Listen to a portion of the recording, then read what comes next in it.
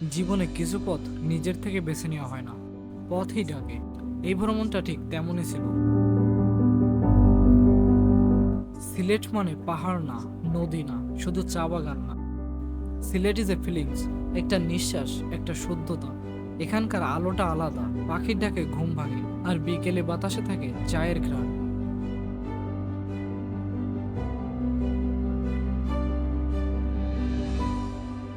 প্রথম গন্তব্য আগুন পাহাড়। নাম শুনেই মনে হয় জ্বলন্ত আগ্নেয়গিরি, কিন্তু না, এখানে আগুন নেই, আছে নীরবতা। এমন এক নীরবতা যেটা মনের ভিতরের গর্জনকে থামিয়ে দেয়। এখানে এসে মনে হলো silence can also be fire quiet, but powerful.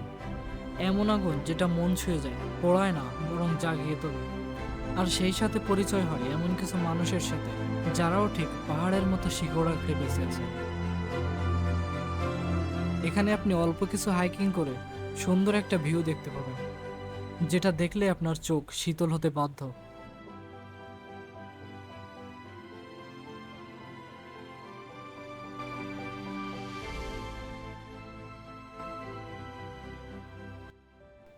পরদিন রওনা দিলাম জাফলং এর উদ্দেশ্যে।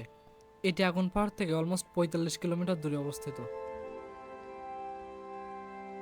এত স্বচ্ছ পানি যেন পৃথিবী নিজে আয়নার সামনে দাঁড়িয়ে আছে। নদীর উপরে দাঁড়িয়ে মনে হচ্ছিল এটা শুধু জায়গা না, একটা কবিতা। Jaflong is a more than a tourist spot. এটা দুই দেশের, দুই সংস্কৃতির আর হাজার মানুষের গল্পের মিলনস্থল। জাফলং এর পাশেই ইন্ডিয়ার মেঘালয়া, নীল পাহাড়, সাদা মেঘ আর সবুজে ঢাকা রহস্যময়তা। দূর থেকে পাহাড়গুলো যেন ডাকছে কিছু গল্প জানার জন্য।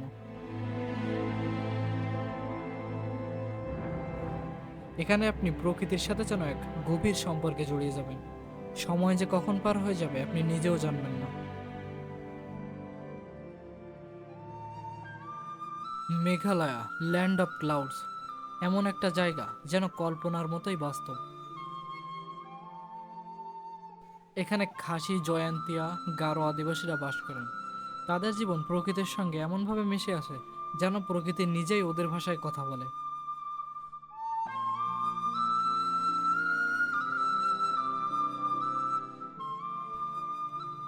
এরপরে জাফলং থেকে বিদায় নিয়ে চলে এলাম মাধবকুণ্ড জলপ্রপাতে, বাংলাদেশের সব থেকে বড় ঝর্ণা।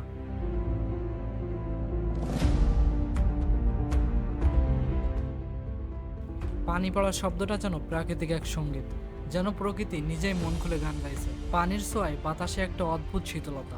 এখানে দাঁড়িয়ে মনে হয় সব কষ্ট, সব দুঃখ ধুয়ে যাচ্ছে।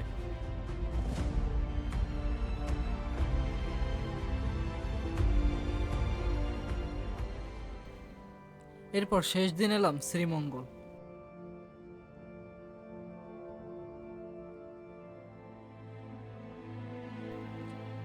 সকালবেলার কুয়াশায় যেন চায়ের গন্ধে মিশে যাচ্ছে। এখানে মণিপুরি, খাসিয়া, ত্রিপুরা, তাদের জীবনটা এক একটা গল্প, একটা গল্প, একটা পথ আর একটা মন। তুমি যেখানেই থাকো গল্পটা শুরু হয় সেখান থেকে।